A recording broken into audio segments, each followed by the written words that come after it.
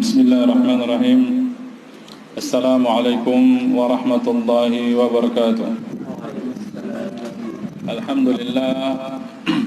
Alhamdulillahi rabbil alamin.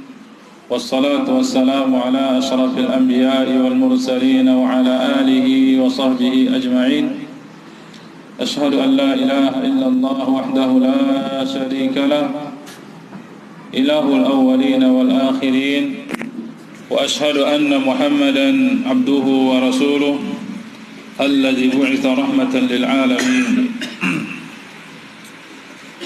إخواني وأخواتي في الله rahimani wa rahimakumullah ta'ala. Kita memuji Allah, bersyukur kepadanya atas segala apa yang telah Allah berikan kepada kita semenjak kita berada di alam rahim atau di dalam kandungan ibu kita sampai hari ini.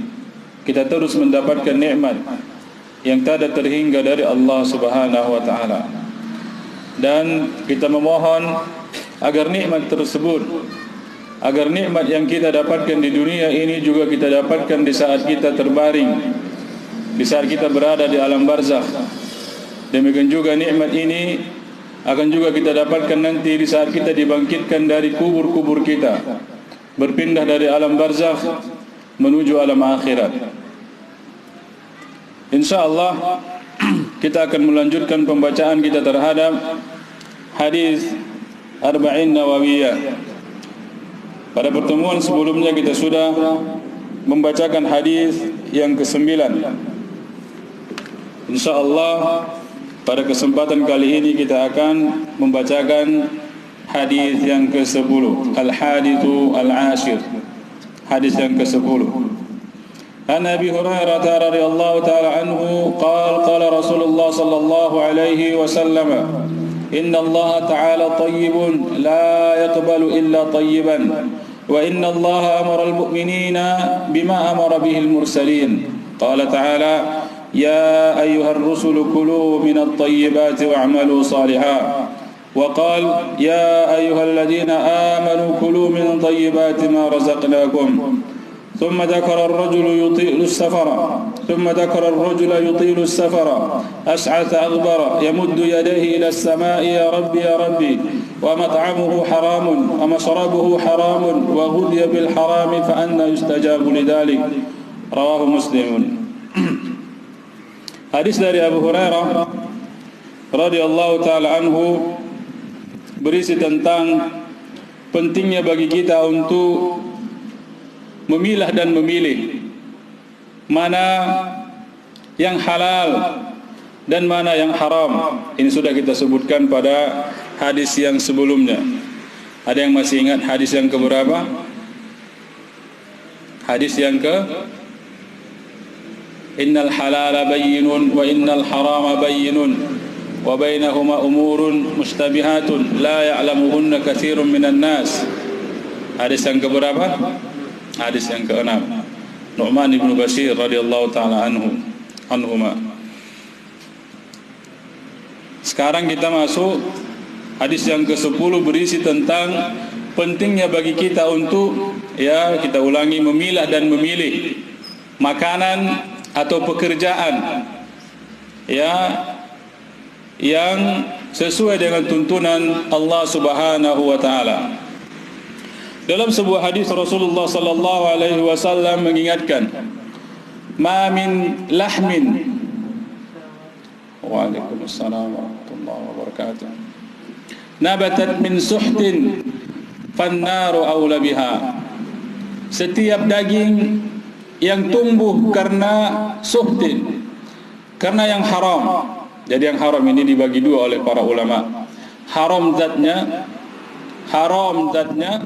seperti khamar, seperti khinzir, atau binatang-binatang yang bertaring. Maka dia haram li zatihi, haram karena zatnya. Ada berikutnya haram likasbihi, haram karena caranya yang salah. Imma dia karena mencuri, merampok, begal, menipu, ya, mengambil riba dan lain sebagainya. Jadi dibedakan dia, mana yang haram lidzatihi karena zatnya, kemudian yang kedua mana haram likasbihi karena memperolehnya yang salah.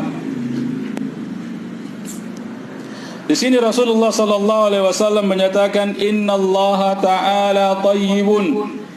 Allah Subhanahu wa taala thayyibun. Thayyib di sini dikatakan oleh Syekh Muhammad bin Shalih Al-Utsaimin bimakna tahirun munazzahun 'anil naqa'is. Yaitu Allah Subhanahu wa taala suci dari segala kekurangan. Allah itu suci dari segala kekurangan. Ya.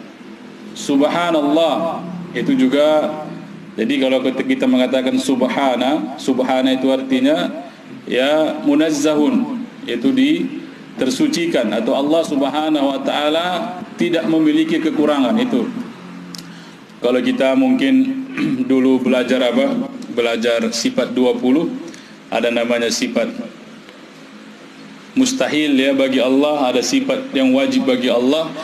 Kalau kita memudahkan definisinya seperti itu, sifat yang mustahil bagi Allah Subhanahu wa taala. Allah tak mungkin tidur, Allah tak mungkin zalim, Allah tak mungkin lemah dan lain sebagainya. Jadi segala sesuatu yang bersifat naqsun, bersifat kekurangan, berbentuk kekurangan, kelemahan, maka Allah Subhanahu wa taala tidak memiliki sifat tersebut. Ya. Ini makna thayyibun. Jadi Allah Subhanahu wa taala subuhun qudusun, maha suci, maha sempurna. Tidak ada kekurangan Allah Subhanahu wa taala. Ya, tidak ada kekurangan pada Allah Subhanahu wa taala. La yaqbalu illa thayyiban. La yaqbalu illa thayyiban. Allah Subhanahu wa taala tidak menerima kecuali apa? Kecuali yang baik-baik. Kecuali yang baik-baik. Dari potongan hadis ini barakallahu fikum, ya, banyak para ulama menyebutkan bahwa harta yang haram apabila digunakan untuk melakukan suatu ibadah, maka ibadah tersebut tidak diterima oleh Allah Subhanahu wa taala. Bahkan ada yang lebih mengatakan, yang lebih ketat hukumnya, itu tidak sah. Contohnya kita punya tanah, Pak. Tanah namun hasil apa? Hasil menggeser lahan. Menggeser apa? Menggeser lahan. Lalu kita sholat di sana, sholat di tanah tadi. Bagaimana hukumnya? Apakah sholatnya sah atau tidak? Ya. Maka di sini ada dua pendapat para ulama. Sebagian ulama mengatakan tidak sah, seperti yang diriwayatkan dari Imam Ahmad rahimahullah taala. Tidak sah sholatnya. Demikian juga pakaian yang dicuri, Pak. Ya, umpamanya ada seorang mau sholat, nggak ada bajunya, dia ambil dari jemuran orang, dia curi. Maka ini menurut salah satu pandangan Imam Ahmad rahimahullah taala, ini sholatnya tidak sah. Sebagian ulama mengatakan, jumhur ulama mengatakan sah sholatnya. Jadi harus kita bedakan sholat tersebut sah atau diterima. Kemudian perbedaan berikutnya, sholatnya diterima atau tidak. Tadi sah, sholatnya sah atau tidak. Sebagian ulama mengatakan tidak sah, sebagian ulama mengatakan sah. Sekarang permasalahan berikutnya, diterima atau tidak. Sebagian ulama mengatakan diterima, sebagian ulama mengatakan tidak diterima. Sholatnya sah namun tidak diterima. Tayyib. Rasulullah sallallahu alaihi wasallam pernah bersabda, hadis dalam Sahih Muslim dari Abu Hurairah, la yuqbalu salatun bighairi tahurin wala sadaqatun min ghululin. Salat tidak diterima kalau tanpa taharah. Demikian juga sedekah itu tidak diterima apabila hasil dari ghulul. Ghulul ini adalah rampasan perang, ghanimah yang dicuri sebelum dibagi. Jadi di waktu ghanimah dikumpulkan, ada orang yang mengambil ghanimah. Ghanimah tahu, Bang? Apa ghanimah, Bang? Hah? Apa ghanimah, Pak? Iya, rampasan perang. Jadi itu biasanya dikumpul dulu, dihitung, baru dibagi ya. Dikumpul, dihitung, baru dibagi. Nah, namun ada orang-orang yang mencuri sebelum dibagi. Ini namanya ghulul. Tayyib. Ini salah satu contoh ya penjelasan para ulama yang mengambil istinbat dari hadis ini. Innallaha thayyibun wa la yaqbalu illa thayyiban. Demikian juga mereka membahas ongkos haji, biaya haji. Biaya haji kalau hasilnya umpamanya hasil apa? Ya, hasil curian atau hasil korupsi atau hasil yang lain lah, pokoknya hasil yang haram. Baik dia karena memang jual yang haram, contohnya dia jual sabu. Jual sabu dia kaya. Ya, namun ada keinginannya untuk naik haji.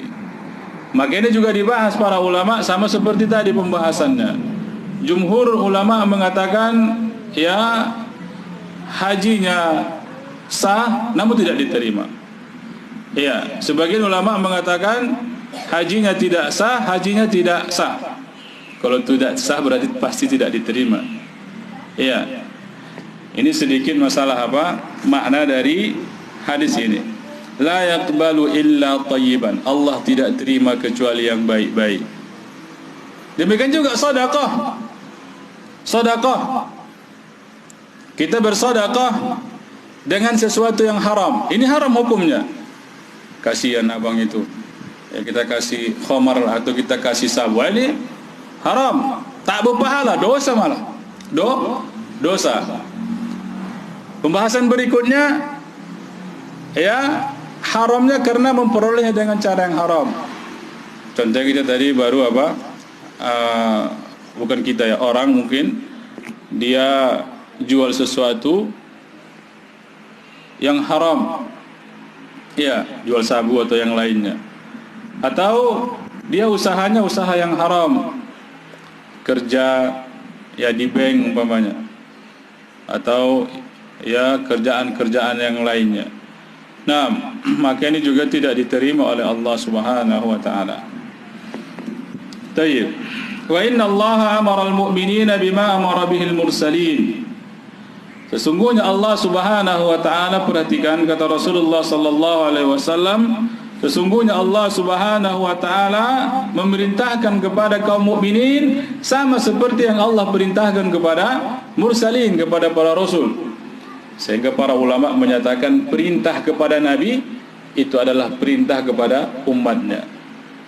Perintah kepada Nabi itu adalah perintah kepada umatnya. Nah, kecuali kita kecualikan di sini perkara-perkara khususiyah untuk Rasulullah sallallahu alaihi wasallam. Apa itu perkara khususiyah? Perkara yang hanya khusus kepada Nabi. Salah satu contohnya apa? Ada yang tahu? Ada yang tahu khususiyah Nabi sallallahu alaihi wasallam, yaitu bolehnya apa? Beristri lebih dari 4. Ini khusus kepada Nabi sallallahu alaihi wasallam. Demikian juga apa? Wisal, puasa wisal, puasa ya tanpa berbuka, tanpa sahur. Ya, dia puasa hari ini umpamanya hari Ahad. Besok puasa lagi namun tanpa buka, tanpa sahur. Puasa terus.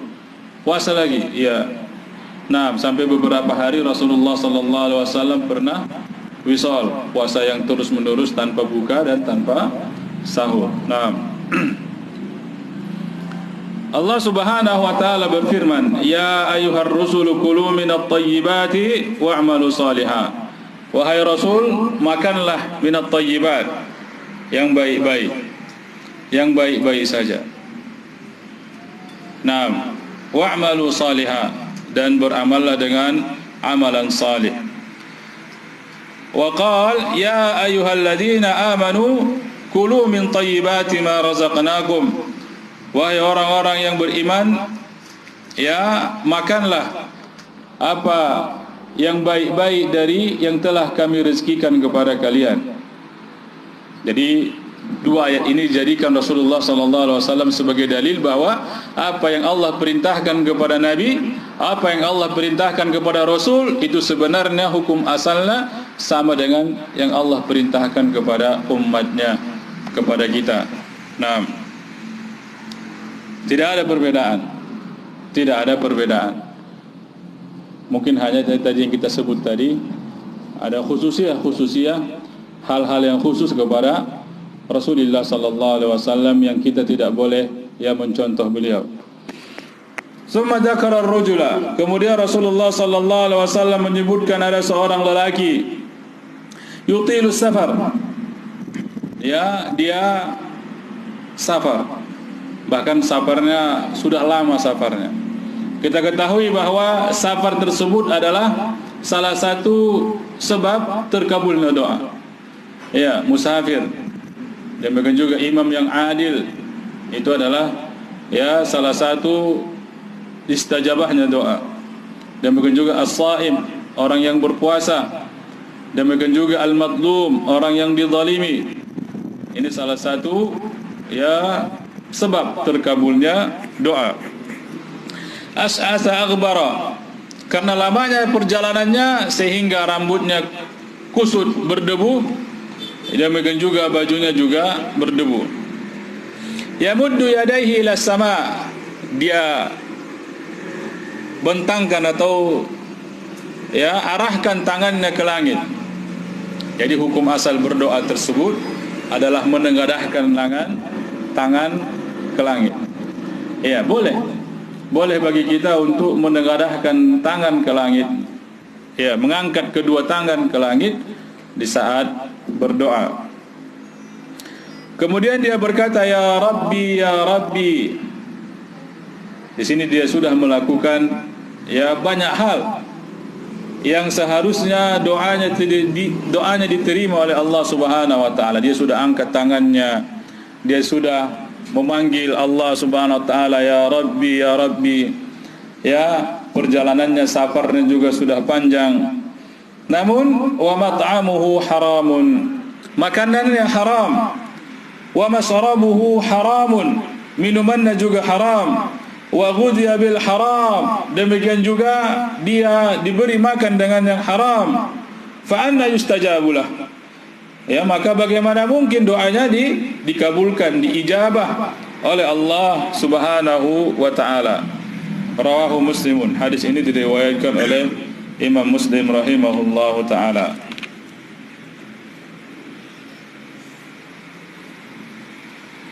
Tayyib, InsyaAllah kita akan bacakan beberapa faedah yang disebutkan di sini oleh Syekh Muhammad Ibn Shalih Al-Utsaimin rahimahullah ta'ala.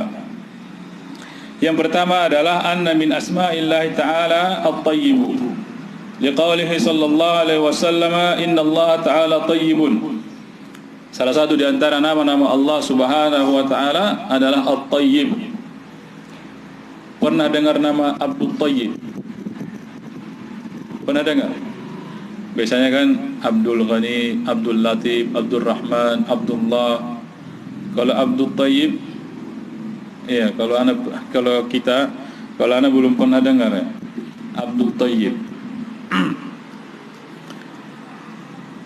Ini salah satu faedah dari hadis ini, yaitu Allah Subhanahu wa ta'ala memiliki nama Tayyibun.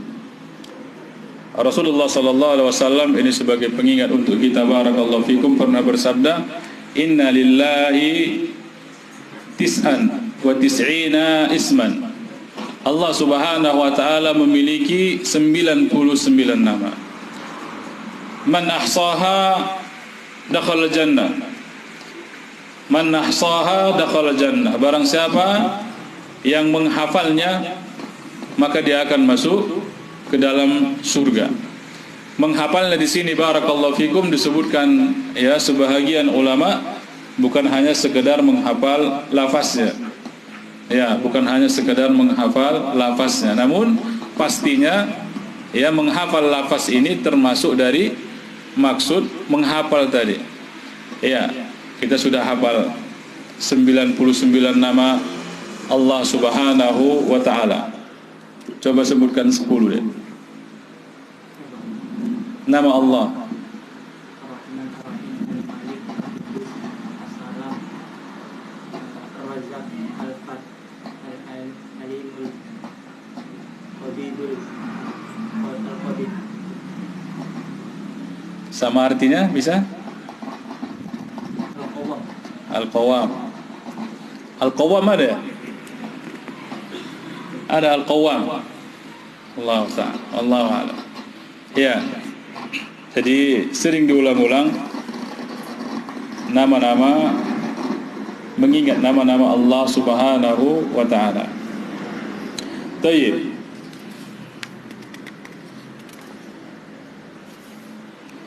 Kemudian yang kedua, kamalullah azza wa jalla fi dzatihi wa sifatihi wa af'alihi wa ahkamihi. Sempurnanya Allah Subhanahu wa Ta'ala. Allah Subhanahu wa Ta'ala maha sempurna. Jadi penting bagi kita, barakallahu fikum, untuk mengenal Allah Subhanahu wa Ta'ala. Untuk mengenal Allah Subhanahu wa Ta'ala. Salah satu cara untuk mengenal Allah Subhanahu wa Ta'ala adalah dengan mengenal nama-namanya. Salah satu cara mengenal Allah Subhanahu wa Ta'ala adalah mengenal nama-namanya. Ya, jadi seluruh nama-nama Allah Subhanahu wa Ta'ala, ya, itu berisi sifat di sana. Contohnya Al-Alim. Al-Alim artinya yang maha mengetahui. Di sana ada sifat. Apa sifatnya? Al-ilmu. Allah Subhanahu wa Ta'ala memiliki sifat al-ilmu, dzul ilm. Demikian juga Ar-Rahman, Ar-Rahim. Di sana ada sifat rahmah. Al-Qawi, maha perkasa. Di sana ada Al-Quwwah. As-Sami', maha mendengar. As-Sama'.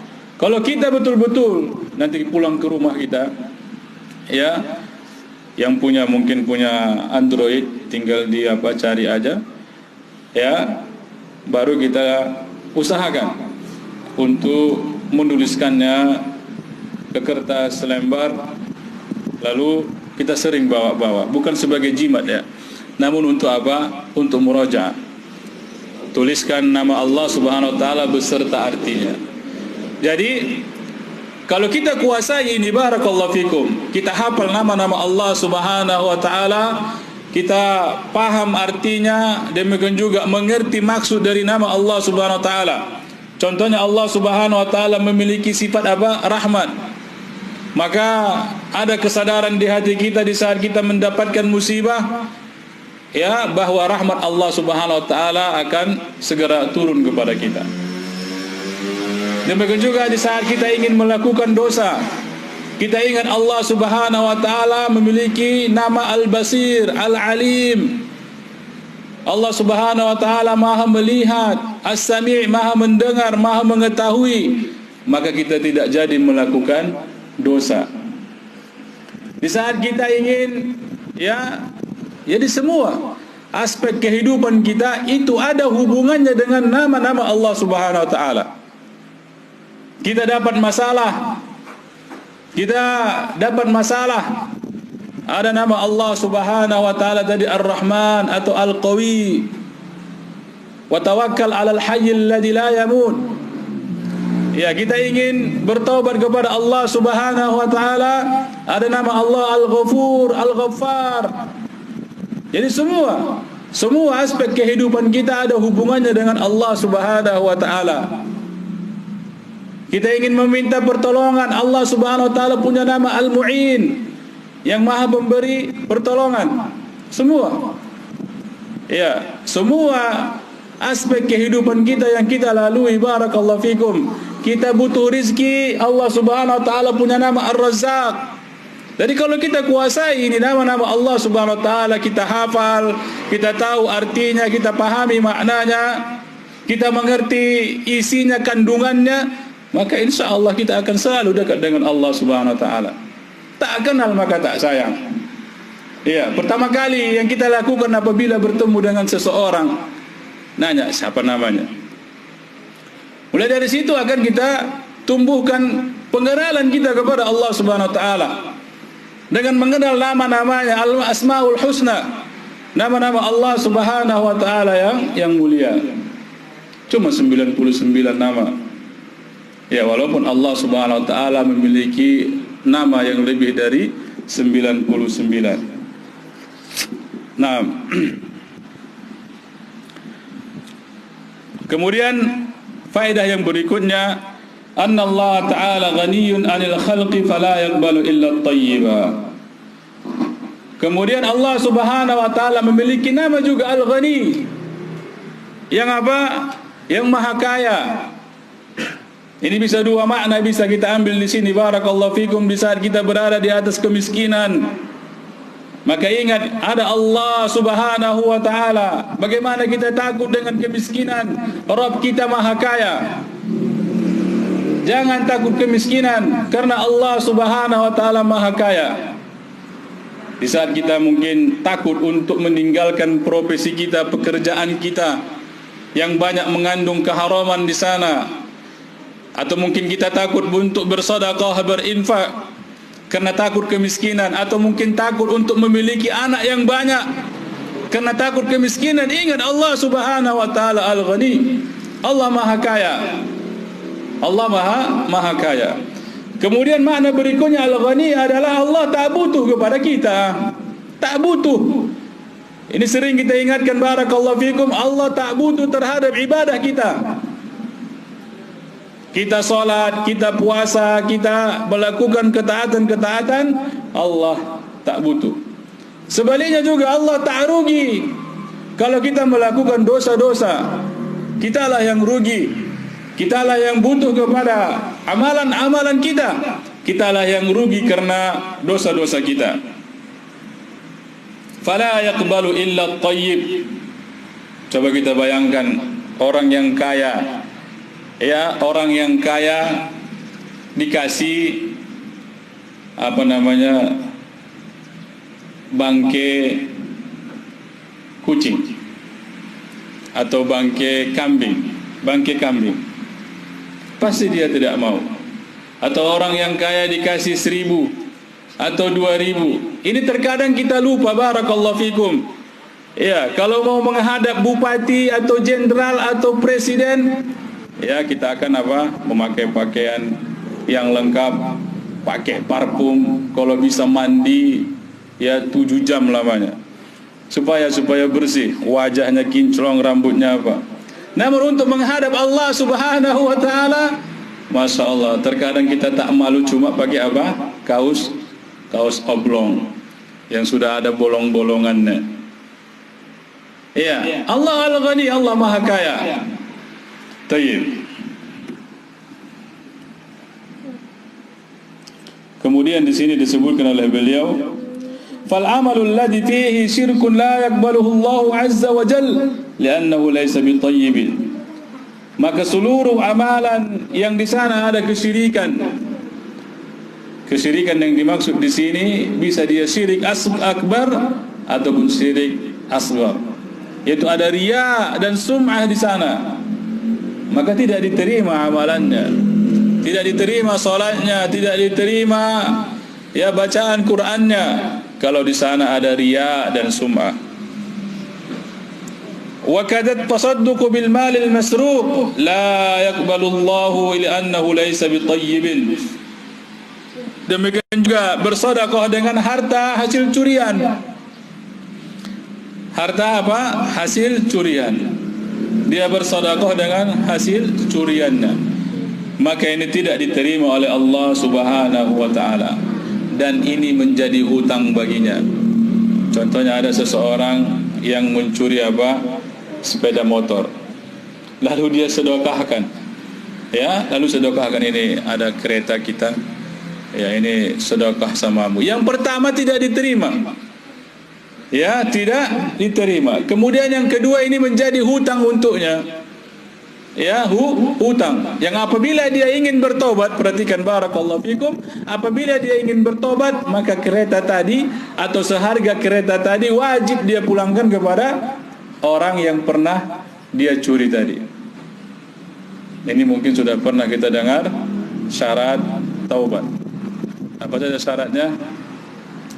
Aba Hatim, syarat taubat.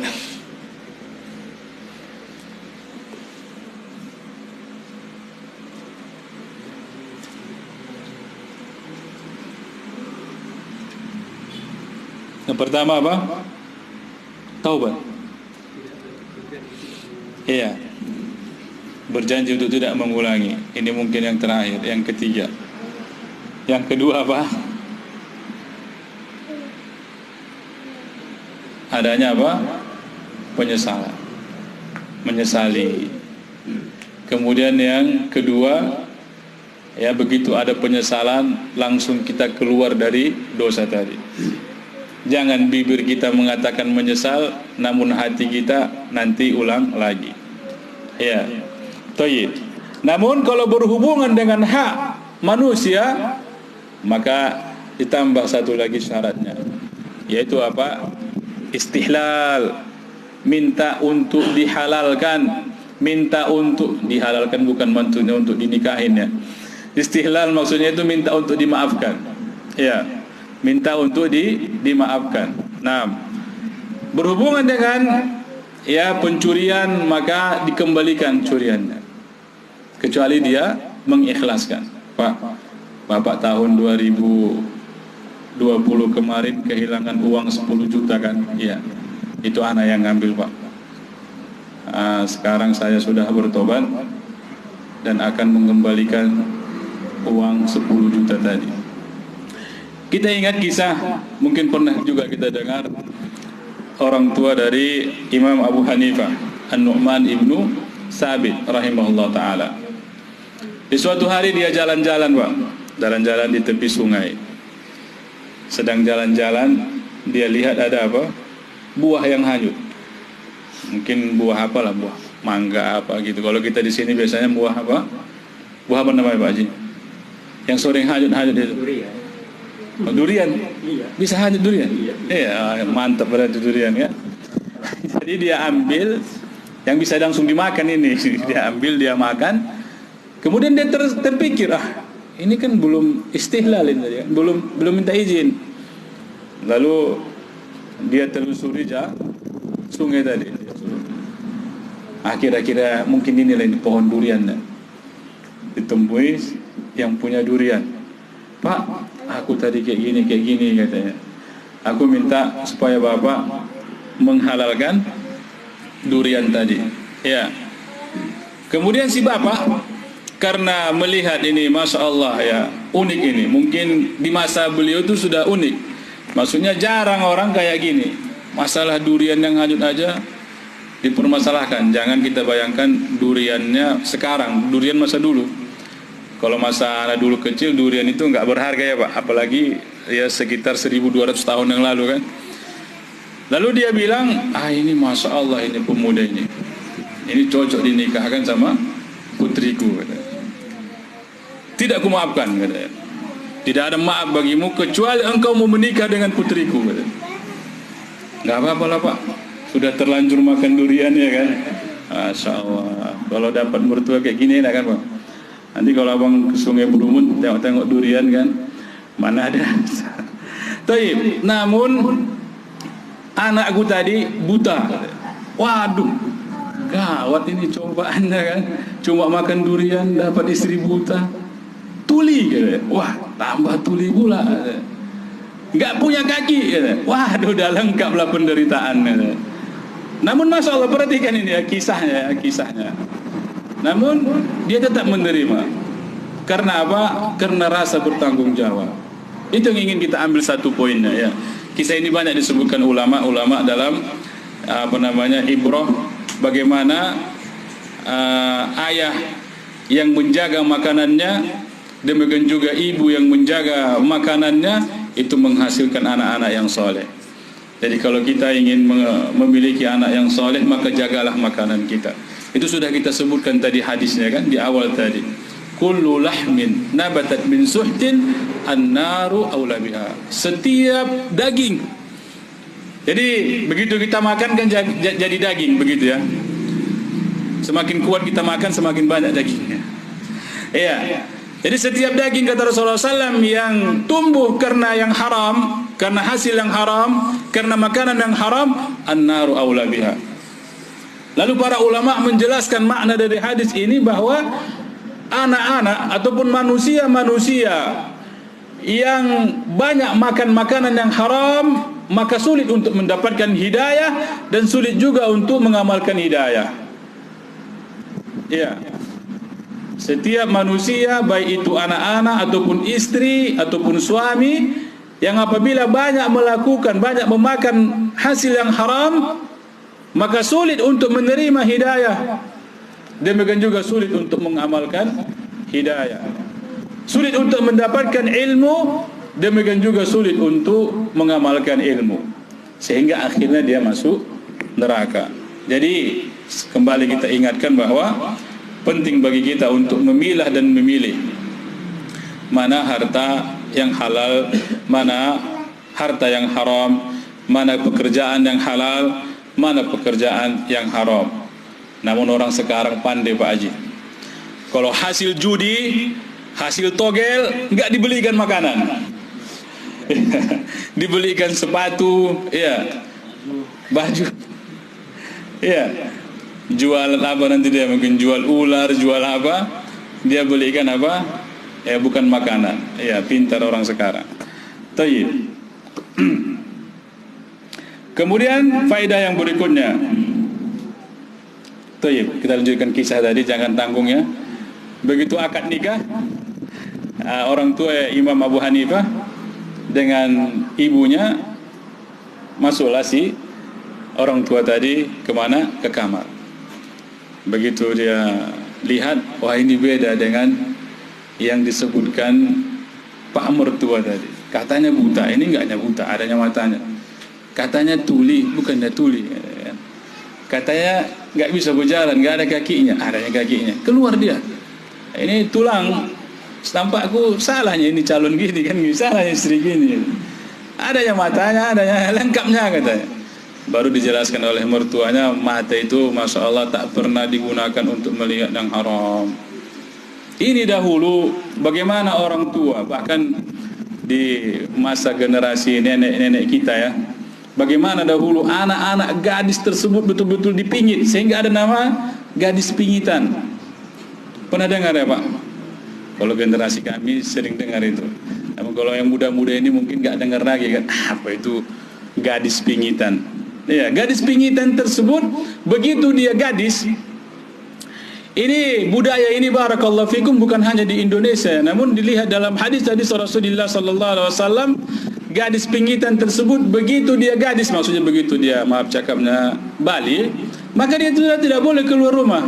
Dipingit dia, dikurung. Pingit itu kan dikurung artinya kan. Ya, dipingit. Ya. Beginilah dahulu orang tua kaum muslimin menjaga apa? Menjaga anak gadisnya. Menjaga apa? Menjaga anak gadisnya. Matanya tidak pernah melihat yang haram, telinganya juga tidak pernah mendengar yang haram, kakinya juga tidak pernah melangkah ke tempat yang haram. Masya Allah. Ya, dari istri-istri yang seperti inilah, dari ibu-ibu seperti inilah lahir ya orang-orang yang mudah mendapatkan ilmu dan mudah mengamalkan ilmunya. Ya. Mudah mendapatkan ilmu, memahami ilmu, menghafal ilmu, demikian juga mudah untuk mengamalkannya. Jadi kita ulangi lagi barakallahu fikum, dan kita memohon kepada Allah, bermohon kepada Allah agar Allah Subhanahu wa taala cukupkan kita dengan yang halal-halal saja. Cukupkan kita dengan yang halal-halal saja. Jangan terbetik hati kita untuk ya menambah dengan yang haram. Na'udzubillah tsumma na'udzubillah. Karena ada sebuah hadis dari Rasulullah sallallahu alaihi wasallam, janganlah kalian menganggap rezeki kalian itu lama datangnya. Fala tastabti'u arzaqakum. Janganlah kalian menganggap lama datang rezeki yang halal sehingga kalian cari yang haram. Tidak boleh. Karena apa? Karena ketentuannya rezeki yang kita makan, rezeki yang kita dapatkan itu sudah ditetapkan oleh Allah Subhanahu wa taala. Ini sudah kita bahas dalam hadis yang keberapa, Abah Hatim? Jadi Masya Allah, kalau kita hafal, ingat ke-40 hadis ini, 42 hadis ini, maka juga secara umum problema kehidupan kita ya terjawab di sini. Sebelum kita terlahir ke dunia, di hadis yang keempat ya, Abu Albani dari Abi Abdurrahman Abdullah bin Mas'ud, bahwa sebelum kita lahir ke dunia, Allah Subhanahu wa taala sudah tetapkan rezeki kita, sudah dicatat. 4 bulan kita berada di kandungan ibu kita, Allah Subhanahu wa taala sudah kirim malaikat untuk mencatat bikatbi rizkihi, menulis berapa rezeki kita. Sekarang rezeki tersebut mau kita peroleh dengan cara yang halal atau yang haram, sama seperti itu. Contohnya kita ditetapkan mendapat rezeki 1 miliar umpamanya, mulai dari lahir sampai meninggal 1 miliar. Mau kita dapatkan yang 1 miliar ini dengan cara yang halal, 1 miliar juga dapatnya. Mau kita dapatkan dengan cara yang haram, cuma 1 miliar juga dapatnya. Lalu untuk apa kita dapatkan dengan cara yang haram? Ini terkadang kebanyakan manusia tidak memahami konsep ini. Dia kaya, perhatikan, dia kaya karena yang haram. Pasti dia juga bisa kaya dengan cara yang halal. Ya, ada sebahagian orang tua mengatakan, ya dia lupa nak pakai alhamdulillah atau tidak. Maksud intinya karena mengutang ke bank gitu kan. Karena mengutang ke bank, anaknya menjadi sarjana. Ya, ini memilukan sebenarnya. Dia sampai melakukan riba karena ingin mengkuliahkan anaknya. Intinya kalau anaknya memang menjadi sarjana, sudah tercatat sebagai sarjana di dalam rahim tadi, iya, kita semua kan melalui alam rahim. Kalau anaknya tersebut tercatat sebagai sarjana, iya, sarjananya tersebut didapat dengan cara yang halal, dia jadi sarjana.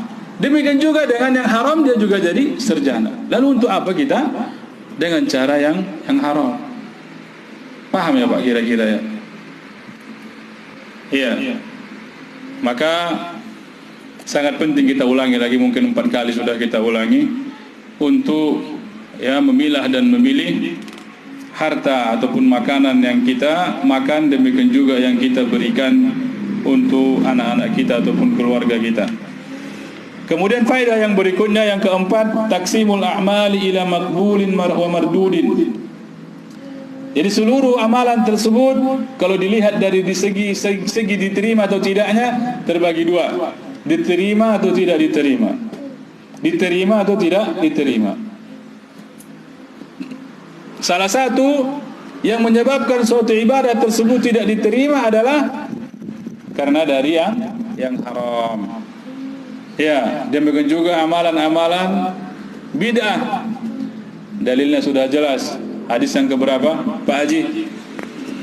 Bahwa amalan bid'ah tidak akan diterima oleh Allah Subhanahu wa taala. Hadis yang keberapa? Enggak tahu. Ini baru 10 kita ini. Masih mudah mengingat-ingatnya.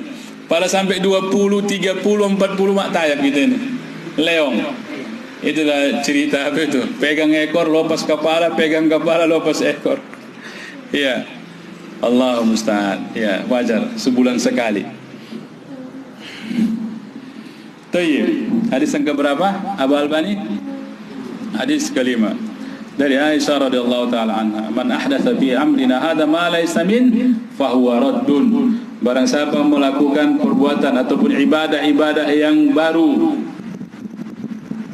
dalam agama ini, dalam agama Islam, dalam agama kami, kata Rasulullah sallam, fa huwa raddun, maka amalannya tertolak, tidak diterima, mardudun, tidak diterima oleh Allah Subhanahu wa taala. Demikian juga salat yang tidak pakai taharah, itu sudah kita sebutkan tadi, namun dengan teks lapas yang berbeda. La yaqbalullahu salata ahadikum idza ahdatsa hatta yatawadda. Ya, orang yang salat namun tidak mensucikan dirinya dari hadas kecil, ya, maka solatnya tidak diterima, bahkan tidak sah, bukan hanya tidak diterima. Nah, karena ulama membedakan ada amalan yang diterima, ada amalan yang sah. Kalau dia diterima pasti sah. Ya, amalan yang diterima itu pasti sah. Namun tidak semua amalan yang sah diterima. Contohnya ada hadis dari Rasulullah sallallahu alaihi wasallam tentang orang yang minum khamar. Hadis diriwayatkan oleh Imam At-Tirmidzi dan disahihkan oleh Syekh Al-Albani rahimahullah taala dari Abdullah bin Umar mungkin. Orang-orang yang man syariba khamran, barang siapa yang minum khamar, la tuqbalu salatu, tidak diterima salatnya selama 40 hari. Orang yang minum khamar tidak diterima, la tuqbal. Dikatakan para ulama di sini maksudnya dia sah salatnya,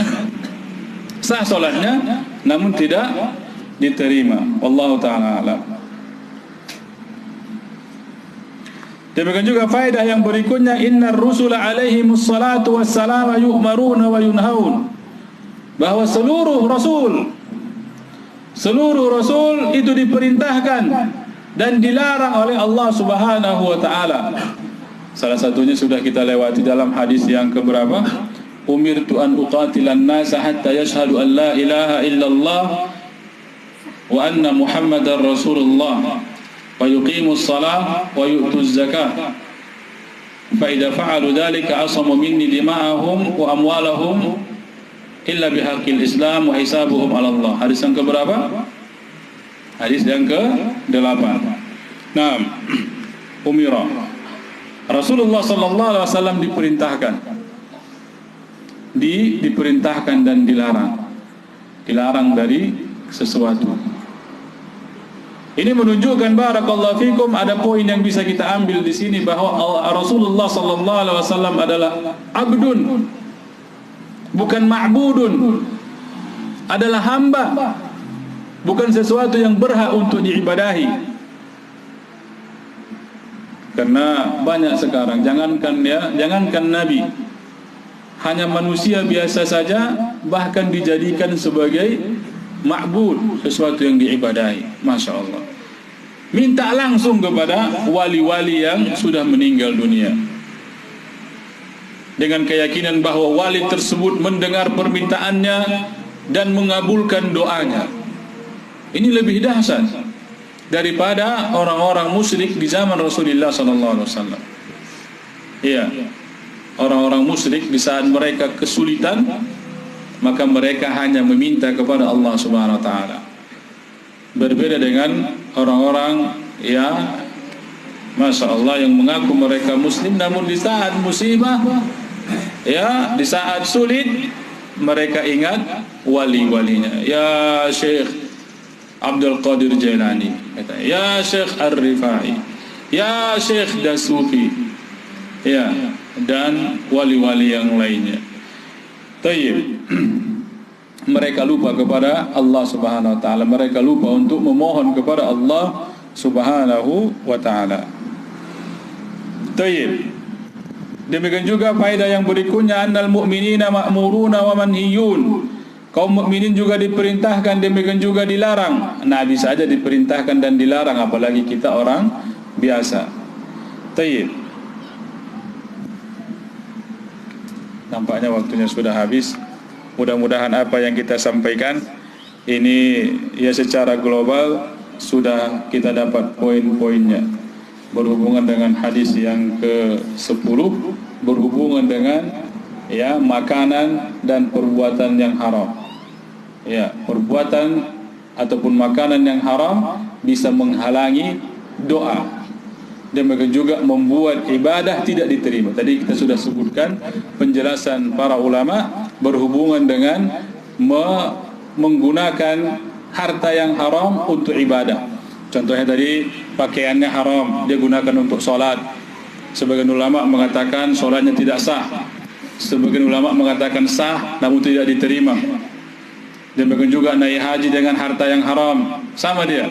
Demikian juga sedekah dengan cara yang haram, Ya, intinya segala sesuatu yang haram apabila digunakan untuk ketaatan tidak diterima oleh Allah Subhanahu wa taala.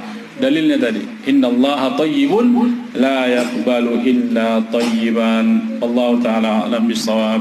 Semoga ada faedahnya. Sebelum kita tutup, mungkin ada pertanyaan, kita persilahkan. Misalnya saat ini ada program di Bank Haji Talangan yang mana kita memberi 5 juta, kemudian kita diberi pinjaman ongkos haji oleh bank tersebut sekaligus berangkat mengambil haji yang ditunjuk. Kemudian pulang dari haji baru kita membayar angsuran ONH tersebut. Bagaimana Ustaz? Setelah pulang. Baru bayar angsurannya. Memang kayak gitu.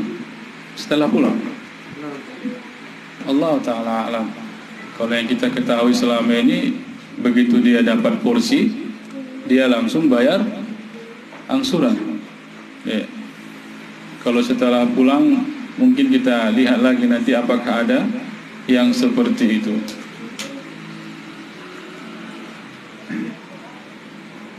Allahu a'lam.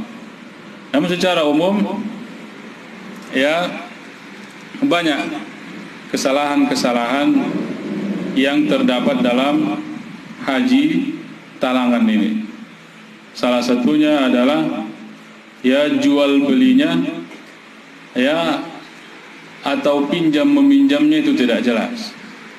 Apa akadnya? Apakah dia akad jual beli atau akad pinjam meminjam? Nah, itu yang pertama. Kalau dia akad pinjam meminjam, maka di saat seseorang meminjam 25 juta atau 25 juta 500 atau 20 juta atau yang lainnya, maka kembalinya juga seperti itu. Tidak boleh ada kelebihan. Ini sudah maklum ya, sudah kita paham bahwa pinjam meminjam itu niatnya adalah bukan untuk mencari keuntungan.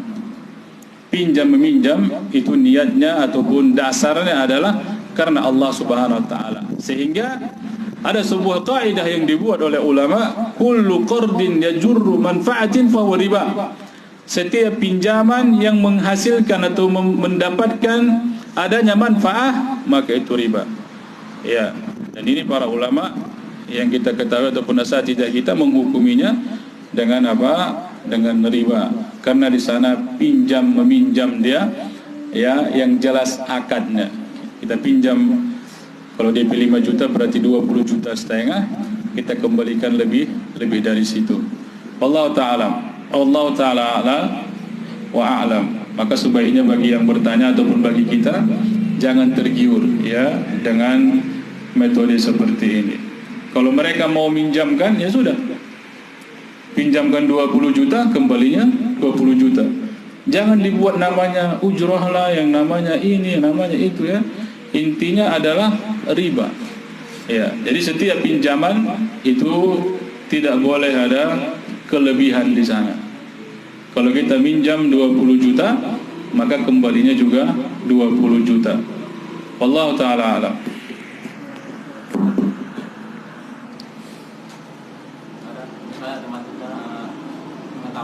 Kita tahu teman-teman misalnya mencuri barang pena, dan kita tahu pena itu curian dan kita tukar barangnya. Nah, itu bagaimana? Ditukar sama apa? Nggak sama, barang yang sama pun beda merek. Terus kita pulangkan penanya? Pena enggak, kita tukar tetap guna penanya. Ya itu sama dengan ya membeli barang yang kita tahu itu curian, tak boleh. Menukar itu kan jual beli juga sebenarnya, barter ya, kita tukar. Ya, penanya mungkin merek ini kita tukar dengan merek punya kita, maka tak boleh, karena kita tahu itu curian. Sama juga dengan jual beli, kita tahu itu kereta atau pena adalah, atau HP itu adalah hasil curian, tahu kita itu hasil curian, maka kita tidak boleh membelinya. Demikian juga tidak boleh menukarnya. Allahu a'lam. Solusinya, ya kita nasihati dia, ya akhi, pulangkan ini, pulangkan pena ini. Adapun untuk tukar dengan pena tidak. Ini namanya cuci uang, cuci pena ya. Ya, karena ada istilahnya money laundry ya, cuci uang. Dia pikir apabila uang tersebut dicuci jadi halal. Tidak. Manusia mungkin bisa dia bodohi ya. Bahkan sekarang pemerintah memperketat hukumannya kepada orang-orang tindak pidana pencucian uang ya, pencucian uang. Allahu a'lam.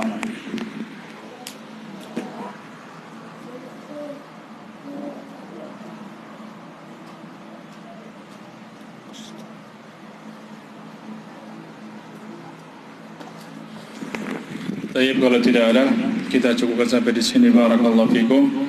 Semoga Allah Subhanahu wa taala istiqamahkan kita untuk melakukan ketaatan kepadanya dan menerima seluruh ibadah-ibadah yang telah kita lakukan ataupun nanti yang akan kita lakukan, dan menjadikan ibadah-ibadah yang kita lakukan tersebut sebagai sebab untuk mendapatkan rahmat darinya, dan dengan rahmat tersebut Allah Subhanahu wa taala masukkan kita ke dalam jannahnya. Subhanakallahumma wa bihamdik, asyhadu an la ilaha illa anta, astaghfiruka wa atubu ilaik. Assalamualaikum warahmatullahi wabarakatuh.